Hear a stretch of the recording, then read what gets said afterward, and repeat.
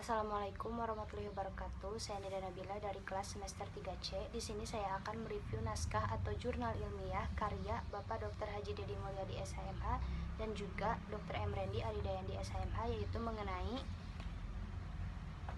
putusan Mahkamah Konstitusi tentang pemilu serentak dihubungkan dengan pencegahan korupsi politik. Tumbuh kembangnya demokrasi, tegaknya demokrasi dalam kehidupan politik berbangsa dan bernegara mustahil terlaksana dengan baik dan efektif tanpa adanya partai politik.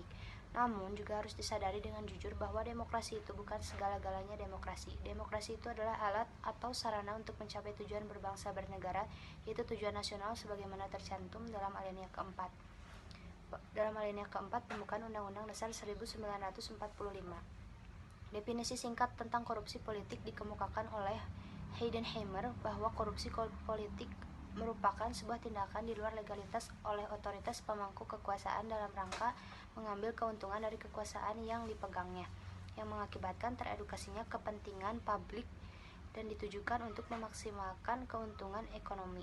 Definisi dari Heidenheimer tersebut menjelaskan bahwa sesuatu dikatakan sebagai korupsi politik ketika tiga aspek telah terpenuhi. Yang pertama, tindakan penyalahgunaan kekuasaan, yang kedua, keuntungan pribadi dari pelaku, dan yang ketiga, dirugikannya masyarakat dan kepentingan bersama. Korupsi politik ada karena pencarian politik hukum, mengesankan bahwa undang-undang pemilu di Indonesia selalu lahir sebagai proses instrumental atau kurang-kurangnya disebabkan oleh tiga hal. Yang pertama, karena ada kesadaran bahwa pemilu yang diselenggarakan sebelumnya mengandung kelemahan yang harus diperbaiki untuk menyongsong pemilu berikutnya. Yang kedua, karena terjadi perubahan konfigurasi politik yang menghendaki perubahan sistem maupun mekanisme politik yang melatar belakangi. Oleh motif